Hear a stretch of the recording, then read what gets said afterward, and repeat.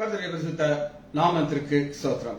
இன்னைக்கு நம்ம பிலிப்பியர் 3வது அதிகாரம் 19வது வசனத்தை தியானிக்க இருக்கிறோம். பிலிப்பியர் 3:19 ஜெபத்தோடு இந்த செய்திக்குள்ளே கடந்து செல்வோம். கர்த்தரை நம்பியே ஜீவிப்போம், கவலை கஷ்டங்கள் தீர்ந்திடம், கைவிடா காத்திடம் பரமனேன் கரங்களை பற்றி கொள்வாம், கைவிடா காத்திடும் பரமனேன் கரங்களை நாம் பற்றி கொள்வாம். ஜீவதேவன் பின் செல்லுவோம், ஜீவ ஒளிதானை கண்டடைவாம். ஜீவதேவன் பின் செல்லுவோம், ஜீவ ஒளிதானை கண்டடைவாம். மனதின் காரிருள் நீங்கிடவே மாசமாதானம் தங்கம், மனதின் காரிருள் நீங்கிடவே மாசமாதானம் தங்கம். கர்த்தரை நம்பியே ஜீவிப்போம், கவலை கஷ்டங்கள் தீர்ந்திடம், கைவிடா காத்திடும் பரமனேன் கரங்களை நாம் பற்றி கொள்வோம். உண்மை வழி நடந்திடம் உத்தமனுக்கென்றும் கர்த்தர் துணை, உண்மை வழி நடந்திடம் உத்தமனுக்கென்றும் கர்த்தர் துணை. கண்கள் அவன் மேல் வைத்திடுவார், கருத்தாய் காத்திடுவார். கண்கள் அவன் மேல் வைத்திடுவார், கருத்தாய் காத்திடுவார். உள்ளமதின் பாரங்களை உக்காமை கர்த்தரிடம் சொல்லுவாம், உள்ளமதின் பாரங்களை உக்காமை கர்த்தரிடம் சொல்லுவாம். இக்கட்டு நேரத்தில் கூப்பிடுவாம், இயேசுவன் தாதரிப்பார். இக்கட்டு நேரத்தில் கூப்பிடுவாம், இயேசுவன் தாதரிப்பார். அன்பு மிகு அண்ணல் இவர் அருமை இயேசுவை நெருங்குவாம்.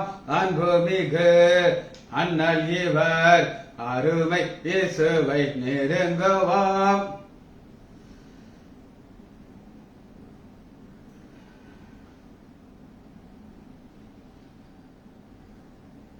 தம்மண்டே வந்தோரை தள்ளிடாரே தாயாய் அணைத்திடுவார். தம்மண்டே வந்தோரை தள்ளிடாரே தாயாய் அணைத்திடுவார்.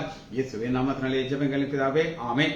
கர்த்தருடைய பரிசுத்த நாமத்திற்கு ஸ்தோத்திரம். லீலா praise Lord, Arokiya Raj brother praise Lord, Nagarathnam Ammal, Kavitha sister praise Lord, Janaki Ammal praise Lord, Selvi teacher praise Lord.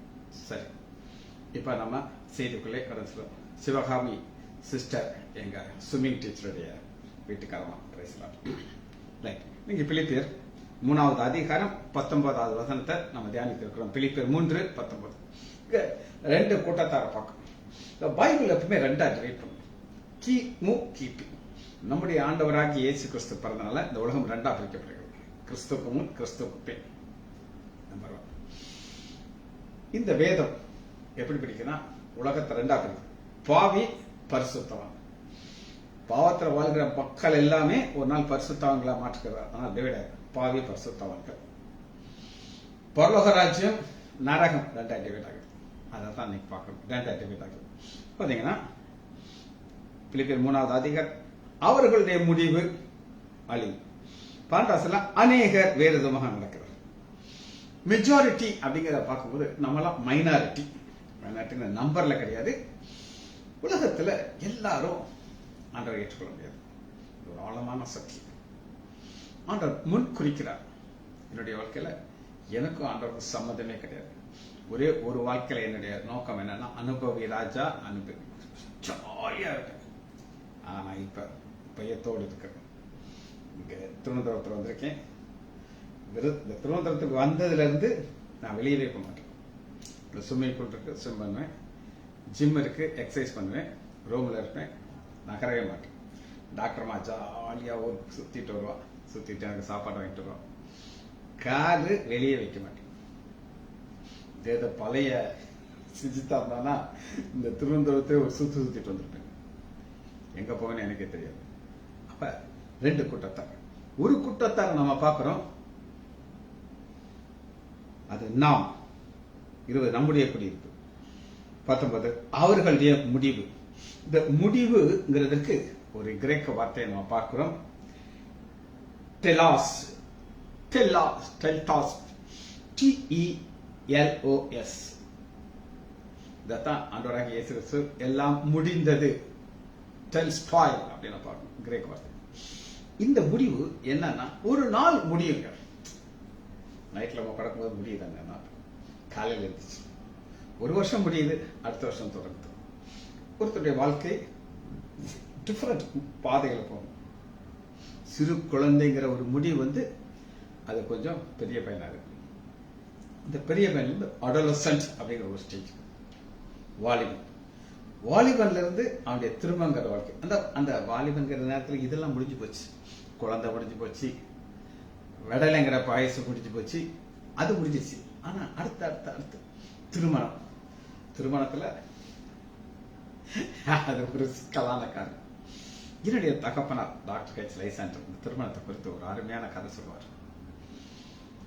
எல்லாருக்கும் தெரியும், இது ஒரு குழி, இதை நான் உழுவேன் அப்படின்னு சொல்லிட்டு அவங்க அம்மா அப்பாட்ட போய் சண்டை போடுவாங்க. எப்பா என்னை கல்யாணம் கட்டி வைப்பா அப்படின்னு சொல்லி.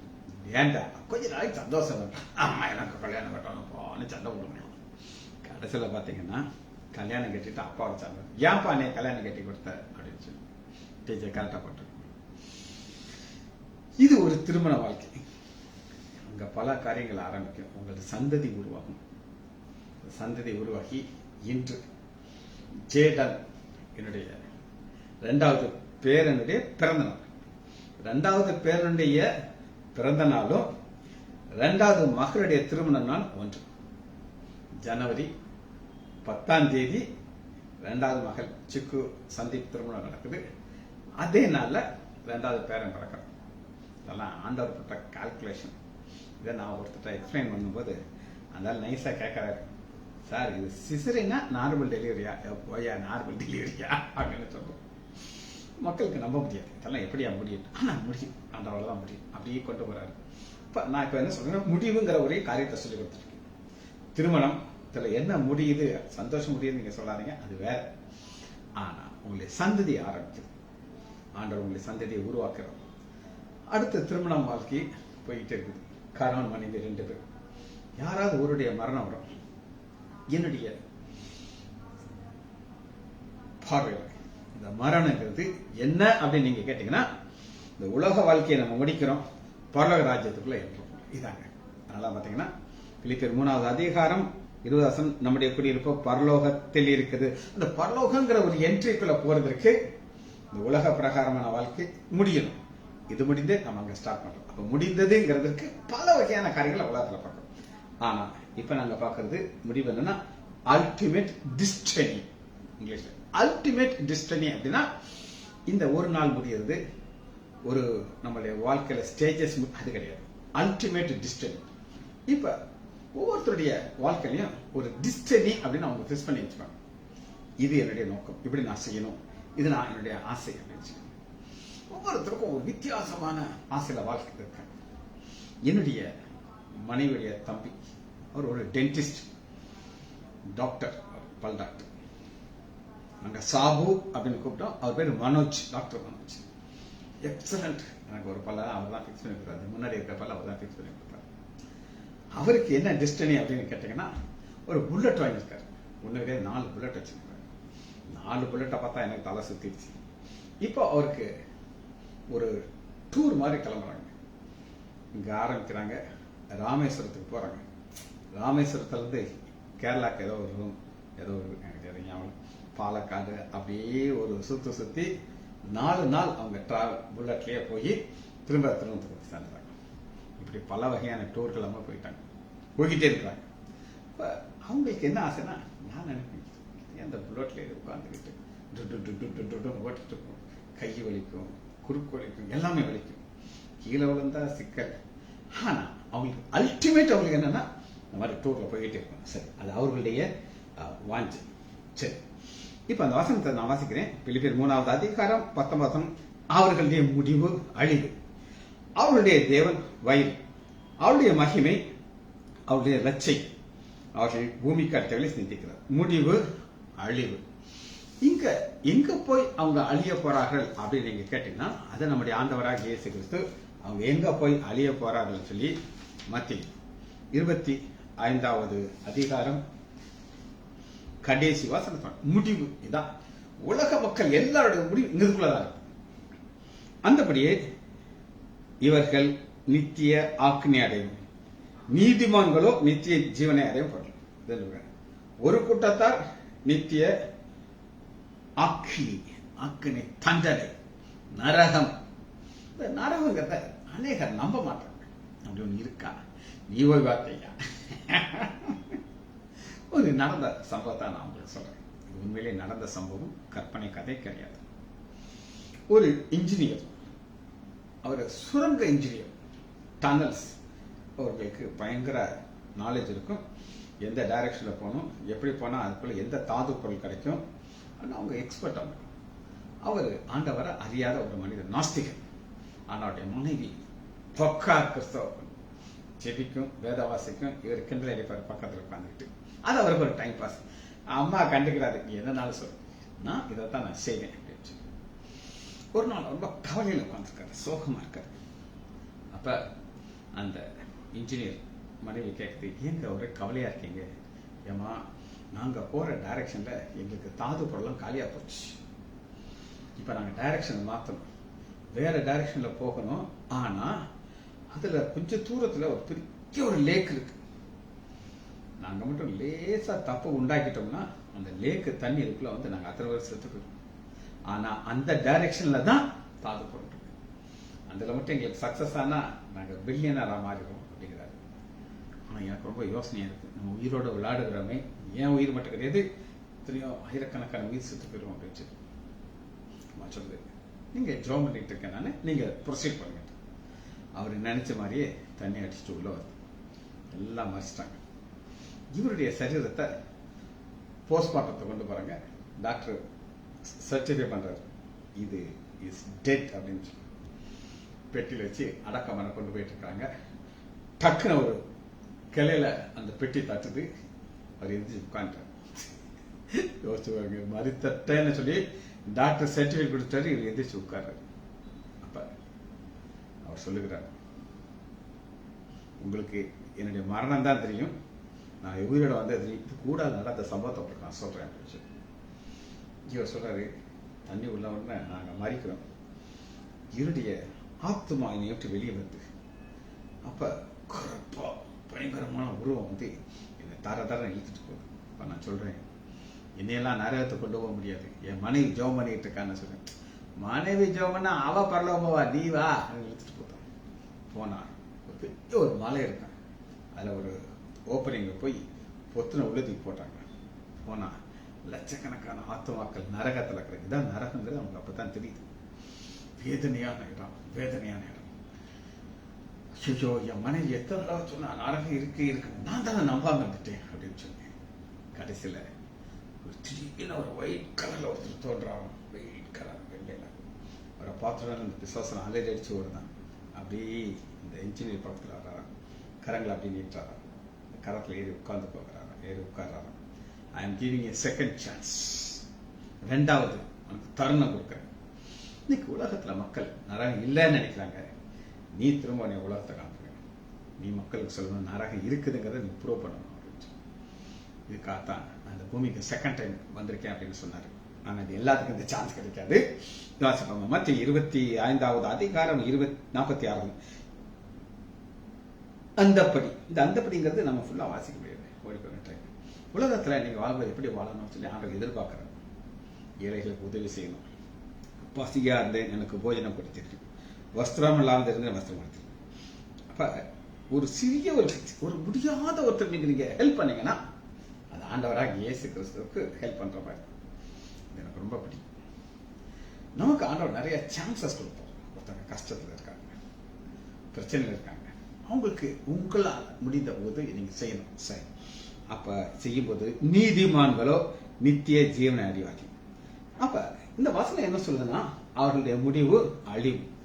இன்னைக்கு நம்மள உண்டாக்கும் போது ஆண்டவங்கள அழிவு இல்லாதவராக தான் உண்டாக்குனாங்க. அழிவே இல்லாத வாசிப்போமா? ஆதியாகமம் 3வது அதிகாரம் 22வது ஆதியாகமம்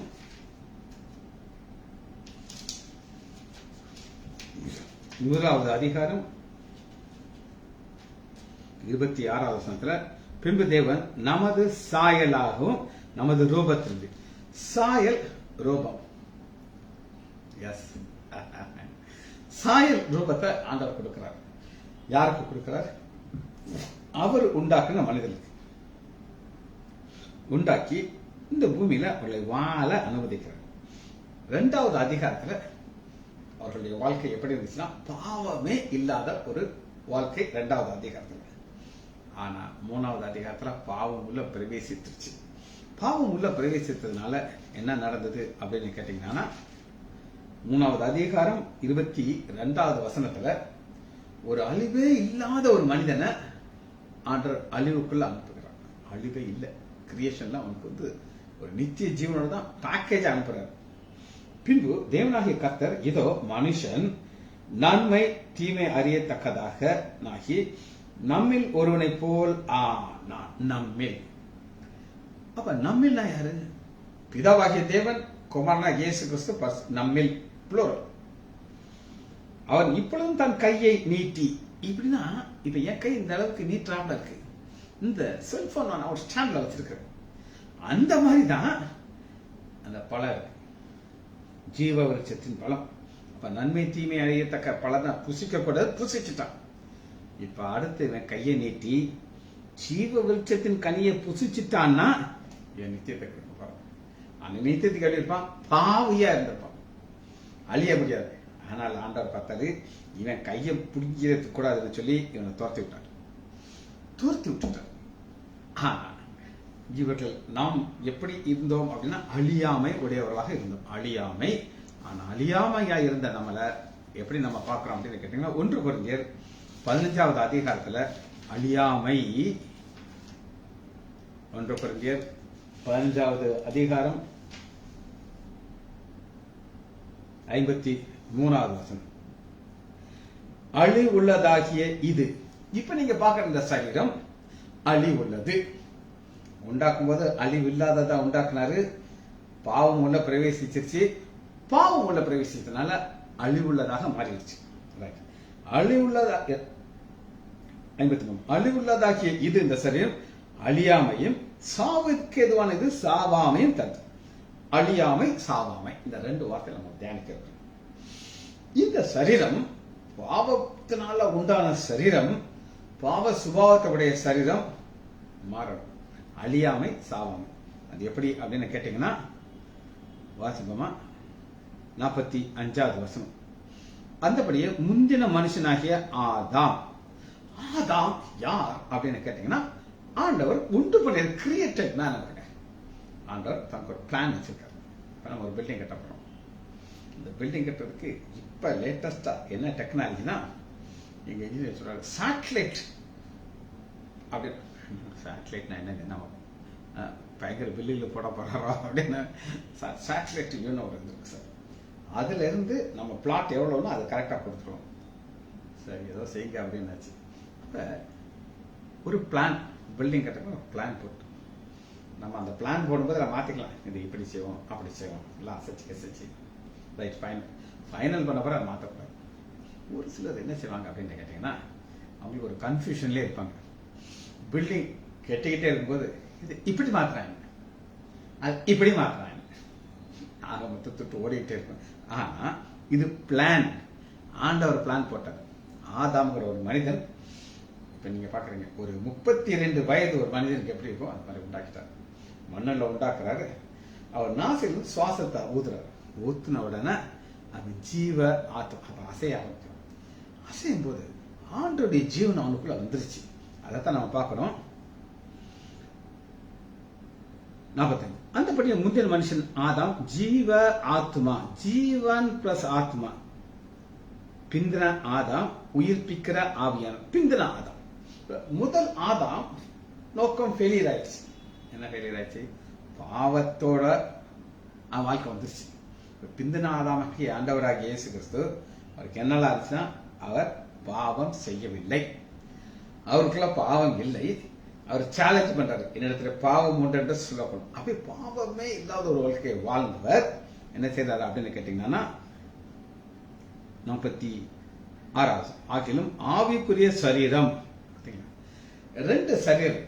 இப்ப நீங்க பார்க்கிற சரீரம் ஒரு சரீரம், ஆனா ரெண்டாவது ஒரு மறுரூபம் ஆகும் பொழுது ஆவிக்குரிய ஒரு சரீரமாக ஒரு சரீரம் மாற இருக்குது. சரி, இதுதான் அப்படி நோக்கம். பாருங்க 50 49 1 Corinthians 15:49 ரெண்டு கருத்து அழியாமை சாவாமை. இப்ப இந்த பிலிப்பியர் 3:19 அவருடைய முடிவு அழிவு. முடிவு அழிவு. நம்முடைய முடிவை தான் பார்க்க போறோம். நம்முடைய முடிவு என்னன்னா அழியாமை சாவாமை.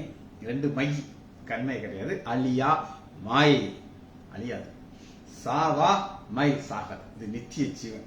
அந்த நித்திய ஜீவனை பெற்றுக்கொள்வதற்கு 50 சகோதரரே, நான் சொல்லுகிறது என்னவென்றால், மாமிசமும் ரத்தமும் தேவனுடைய ராஜ்யத்தை சுதந்திரிக்க மாட்டாது. அப்படின்னா இந்த தேவனுடைய ராஜ்யத்துக்குள்ள பிரவேசிக்கிறதுக்கு நீங்க மறிக்கணும்.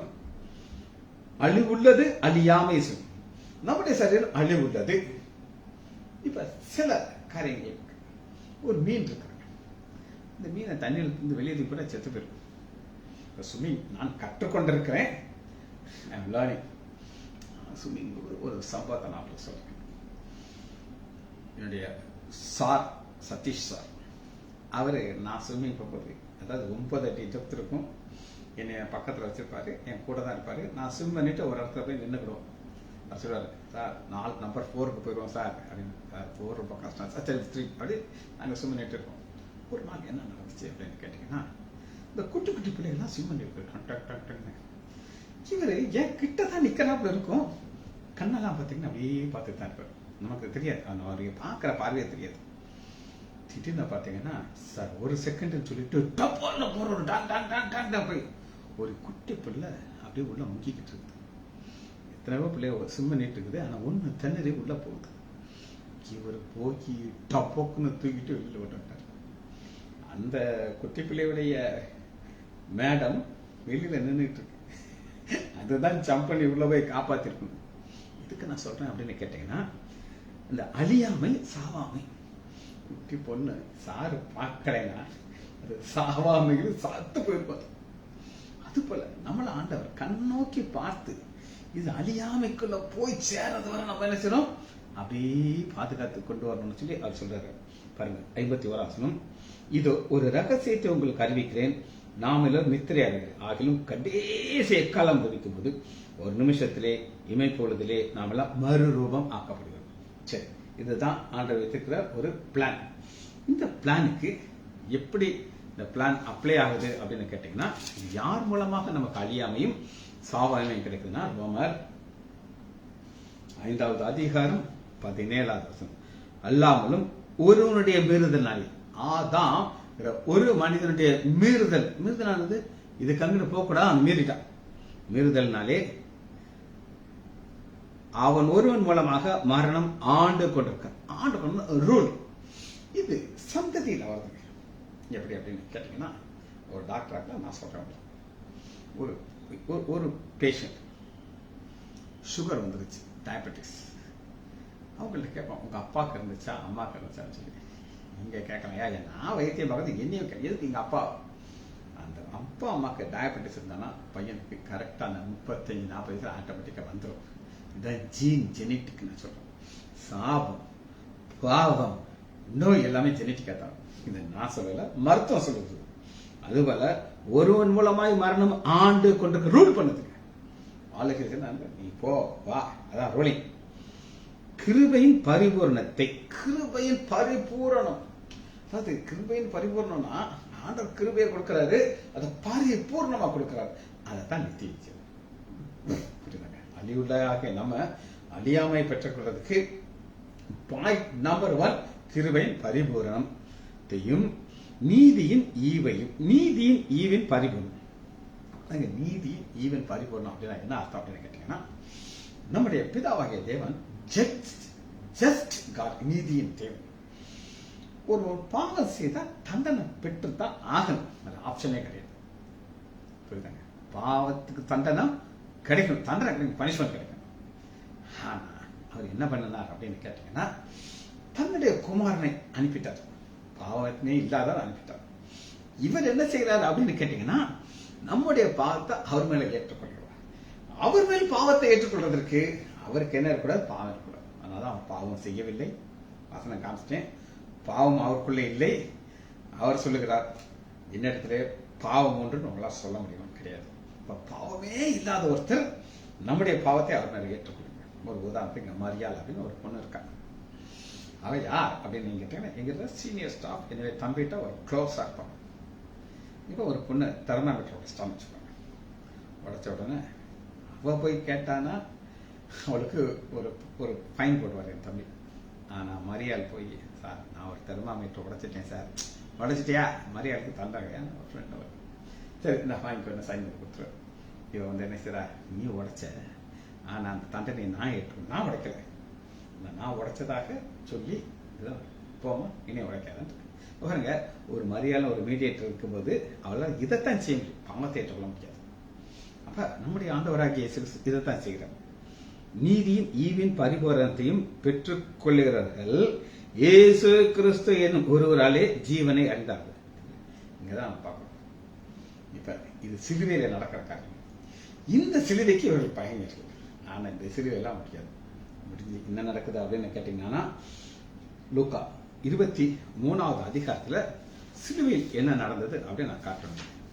லூக்கா 23:44.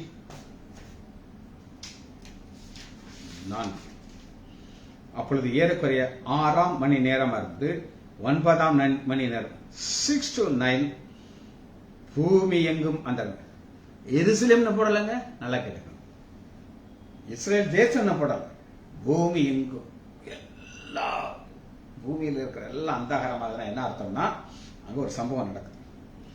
அங்க என்ன நடக்குது அப்படின்னு கேட்டீங்கன்னா, ஒரு பக்கம் பிதாவாகிய தேவன் உட்கார்ந்துருக்கிறார். அவர் பிதாவா? எஸ் பிதா, ஆனால் அவர் ஜட்ஜ். இன்னொரு பக்கம் குமாரனாகிய இயேசு கிறிஸ்து சிலுவையில தொங்கிக்கிட்டு இருக்கிறார். இயேசு கிறிஸ்துவா? இயேசு கிறிஸ்து தான், ஆனா பாவி. உலகத்துள்ள பாவம் எல்லாம் இந்த டயத்துல டிரான்ஸ்பர் ஆகுது. இன்னைக்கு அக்கௌண்ட்ல பணம் உங்களுக்கு போடணும்னா, அந்த காலத்துல நாங்க பேங்க்ல போய் டோக்கன் வாங்கி நிக்கணும்.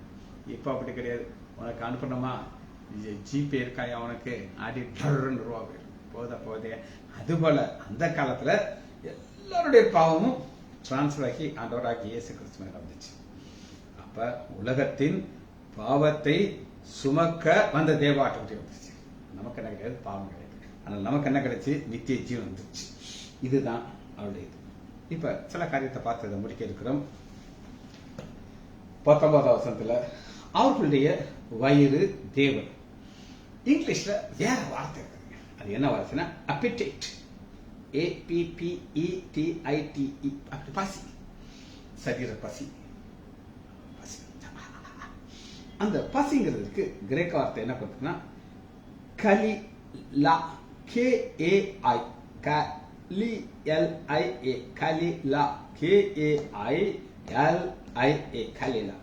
இந்த கலிலாங்கிற வார்த்தையை எப்படி பைபிள்ல சொல்லியிருக்கு அப்படின்னு நீங்க கேட்டீங்கன்னா, எடுத்துக்கொள்ளுமா, 1 கொரிந்தியர் 6வது அதிகாரம் 13, 6:13. வயிற்றுக்கு போஜனம், போஜனத்துக்கு வயிற்று, ஆனாலும் அதையும் சரீரம் வேசி. அப்ப சரீரம் வேசித்தான். இந்த சரீரத்துக்கு வருகிற பசி பாவத்தினால வரக்கூடாது.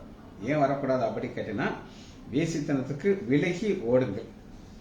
இந்த சரீரத்தை என்ன செய்திருக்கிறார் அப்படின்னா, அந்த பசி உண்டாகும். உலக பிரகாரம் பசியை நீங்க ஏற்றுக்கொள்ளலாம், பாவத்தின் பசியை ஏற்றுக்கொள்ளலாம்.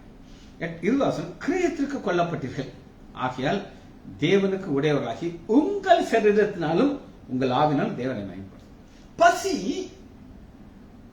கலிலா எது மேல இருக்கணும்னா, பாவத்தினால ஆண்டவரை மகிமைப்படுத்துறதுக்கு. சரி, கடைசியாக ஒரு வார்த்தை பார்த்ததை முடிக்க போகிறோம். 19வது வசனம், அவர்களுடைய மகிமை, அவர்களுடைய இலச்சை, அவர்கள் பூமி கட்டத்துக்கு மகிமைங்கிறதுக்கு லட்சைங்கிறது, லட்சைன்னு தமிழ்ல கொடுத்துருக்கு. இங்கிலீஷ்ல இன்னும் அழகா ஷேம், ஷேம் ஷேம் பாப்பி ஷேம் அப்படி ஒரு ஷேம் சொல்லுகிறார்.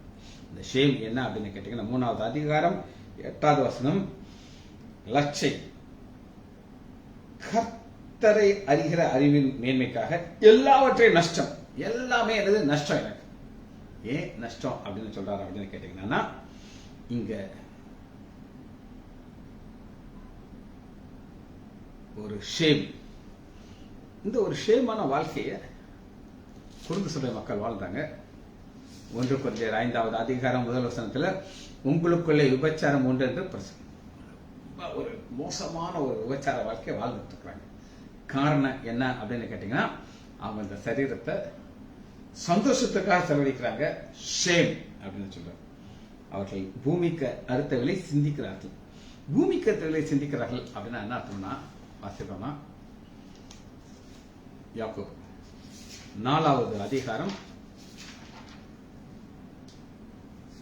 4வது யாக்கோபு 4:4, விபச்சாரரே விபச்சாரக்காரர்கள், அவங்களுக்கு எது ஆசை? சரீரத்தினுடைய இச்சையை நிறைவேற்றும். பசிக்குது, சாப்பாடு பசிக்குது, சரீர பசி. உலக சிநேகிதம் தேவனுக்கு விரோதமான பகைமர்கள் ஆகியால் உலகத்தின் சிநேகிதராகாமல் தேவனுக்கு பகைமர்கள். உலகத்தின் சிநேகிதம்னா அவங்களுக்கு பரலோகமெல்லாம் முக்கியம் கிடையாது. நம்ம வாழ்க்கையை ஜாலியா வாழணும். அப்படி உலகத்தையே பார்த்து பார்த்து பார்த்து தான் வாழ்க்கையை தவறான பாதையில போய் முடித்த ஒரு ஃபேமஸான ஒரு மனிதனை நம்ம பார்க்கப்படும். அவர் வாழ்க்கை முழுவதும் ஆண்டவர் ஆசீர்வதிச்சாரு. ஆனால் அவர் வாழ்க்கை எங்க போய் முடிஞ்சது அப்படின்னு கேட்டீங்கன்னா, உலகம். பிரசங்கி 2வது அதிகாரம் 1 வசனம், பிரசங்கி பக்கம் 792. சாலமோன் மாயை மாயை மாயை எல்லாத்தையும் சம்பாதிச்சிட்டார், எல்லாத்தையும் அனுபவிச்சிட்டார். அதுல என்ன ஒரு விசேஷமான ஒரு வசனத்தை மட்டும் நான் உங்களுக்கு காட்டுறேன். 10வது வசனத்தை நான் உங்களுக்கு வாசிக்கிறேன். என் கண்கள் இச்சித்தவைகளை ஒன்றே நான் அவைகளுக்கு தடை பண்ணவில்லை. என் கண்ணு பார்த்துருச்சா அது எனக்கு வேணும். அது எந்த பொண்ணா இருந்தாலும் சரி, எந்த நகையா இருந்தாலும் சரி, எந்த பார்த்தது எனக்கு வேணும். நான் அவைகளுக்கு தடை பண்ணவில்லை. என் இருதயத்திற்கு ஒரு சந்தோஷத்தையும் நான் வேண்டாம் என்று விளக்கவில்லை. நான் செய்த முயற்சியெல்லாம் என் மனம் மகிழ்ச்சியாக இருந்தது. இதுவே பிரயாசத்தில் மனசு சந்தோஷமா இருந்துச்சு.